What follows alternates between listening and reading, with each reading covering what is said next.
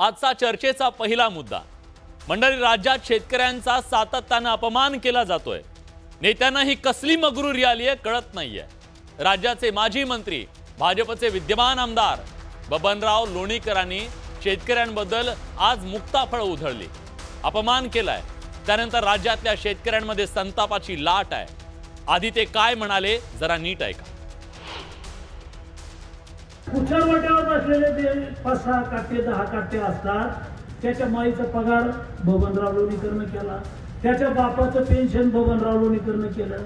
नरेंद्र मोदीजींनी 6000 रुपये तुझ्या बापाला पेरणीला दिले। तुझ्या माईच्या, तुझ्या बहिणीच्या, तुझ्या बायकोच्या नावावर लाडक्या बहिणीचे पैसे आले। तुझ्या अंगावरचे कपडे आमच्या सरकारचे, तुझ्या पायातलं बूट चप्पल आमच्यामुळं आहे, तुझ्या हातातलं ते डबडं मोबाईलचं आमच्यामुळं आहे। अरे आमचंच घेतो ना, आमच्याच पगड्यावर करतो, आम्हालाच बोलतो। आयना संतापजनक, पण बबनराव लोणीकरांनी आपल्या सैल जिभेनं आजवर अनेक वाद निर्माण केलेत। आज त्यांनी शेतकऱ्यांच्या अंगावरच्या कपड्यांपासून चपलेपर्यंत सगळं काढलं। पंतप्रधान असतानाही स्वतःला प्रधान सेवक म्हणून घेणाऱ्या मोदींच्या पक्षाचे बबनराव आमदार आहेत। तुम्हाला माहिती आहे की आमदार काही आकाशातून पडत नाहीत, त्यासाठी 2 लाख लोकांना मतदान करावं लागतं। जनतेच्या मतपेटीतून ते जन्माला येतात। याचा अर्थ काय? बबनराव ज्या आमदारकीचे कपडे घालून मिरवतायत ना, ती आमदारकी जनतेने दिलेली आहे, जी जनता मत देण्याबरोबर टॅक्स सुद्धा भरते। बबनरावांनी शेतकऱ्यांच्या कपड्यांना हात घातल्यावर शेतकरी नेत्यांनीही बबनरावांचे चकचकीत कपडे काढले।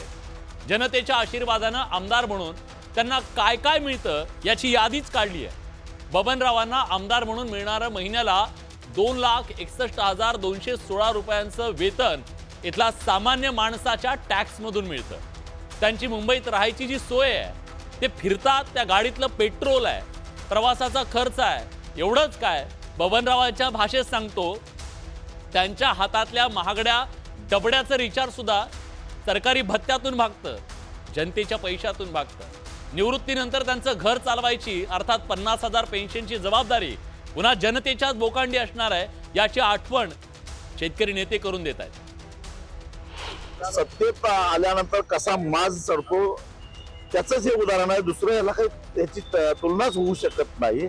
आणि भल्या भल्यांचा माज या देशातल्या जनतेनं उतरवलेला आहे। बबनराव, भ्रमात राहू नका, ही जनता एक दिवस तुमच्या उरावर बसेल। भ्रमातल्या बबनराव लोणीकरांना चहूबाजूनं झोडपून काढलं। वरिष्ठ नेत्यांनी कान पिळले तेव्हा त्यांना इच्छा नसताना माफी मागावी लागली। मग ती मागताना सुद्धा जणू काही ते उपकार करतायत महाराष्ट्रावर, इथल्या शेतकऱ्यांवर, अशा पद्धतीने माफी मागतायत। त्यांना आपण चुकलोय हे मान्य नाही, पण माफी मागतायत। असल्या माफीला शेतकरी फेकून देत आहेत।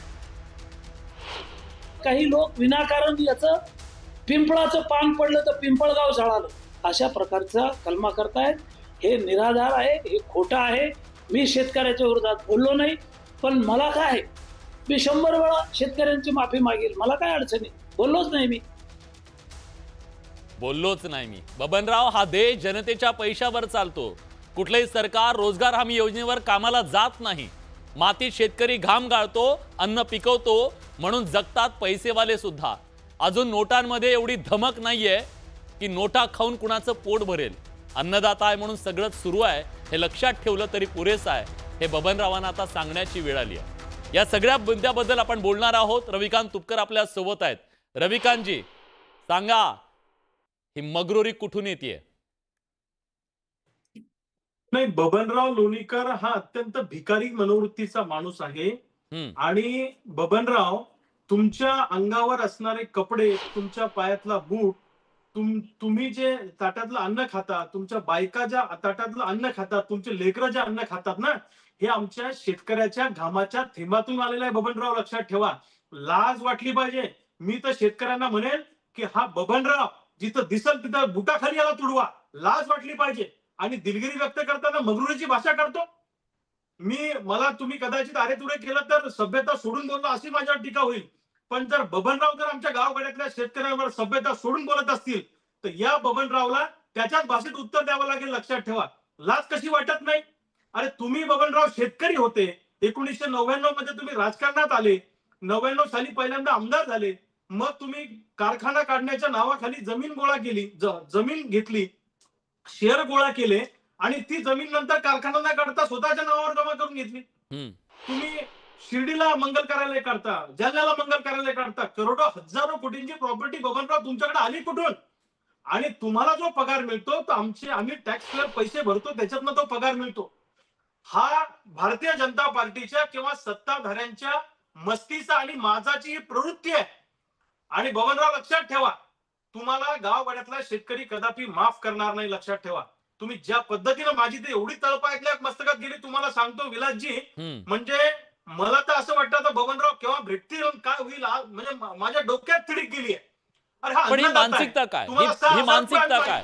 कोणी म्हणतो की आम्हाला कृषी मंत्र्यांना, इथं राज्यामधल्या कृषी मंत्र्यांना वाटतं की मला अशी पाटीलकी दिली ती तर काहीच नाहीये, ओसाडगावची पाटीलकी दिली. कोणी म्हणतो की रडतात साले, सातत्यानं शेतकऱ्यांचा अपमान का केला जातोय? सॉफ्ट टार्गेट झाला का शेतकरी?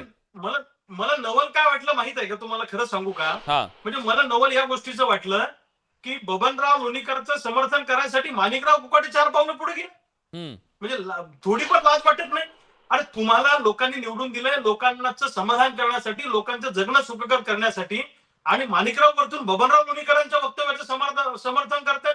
आणि मुख्यमंत्री काय म्हणतात, मी त्यांना समज देईन. आता या बबनरावला मी शिव्या देतो, हे बबन्या हरामखोरा असं तसं शिव्या देतो, उद्या मी दिलगिरी व्यक्त करतो, मोकळा होतो. विलासराव तुम्ही मला समज द्या, हे काय चाललंय? एक तर आम्ही 6,000 रुपये तुम्हाला मागितले नव्हते, आम्ही कधी तुम्हाला योजना मागितली नव्हती, आम्ही तुम्हाला सोयाबीनचा भाव मागितला होता, जो देणं सरकारचं काम आहे. सरकार हे मायबाप आहे, सरकार काय अंडे उभारून बसत नाही. आम्ही कापसाचा भाव मागितला होता, तुम्ही कर्जमाफीचं आश्वासन दिलं होतं ते पाळा असं आम्ही म्हणत होतो. जे आम्ही मागितलं नाही ते तुम्ही आम्हाला देता. अरे सोयाबीन कापसाला भाव द्या बबनराव, तुम्हाला चालवलं ठेवतो आमच्या घरी, आम्ही तुम्हाला आमच्या घरी कामाला ठेवू जर सोयाबीन कापसाला चांगला भाव मिळाला तर. आज बबनरावांना तमाम शेतकऱ्यांना सांगतो, या बबन लोणीकरचा कार्यक्रम या महाराष्ट्रात कुठंच झाला नाही पाहिजे. आणि दाखवतो याला इंगा काय ते. आता लाज वाटते का?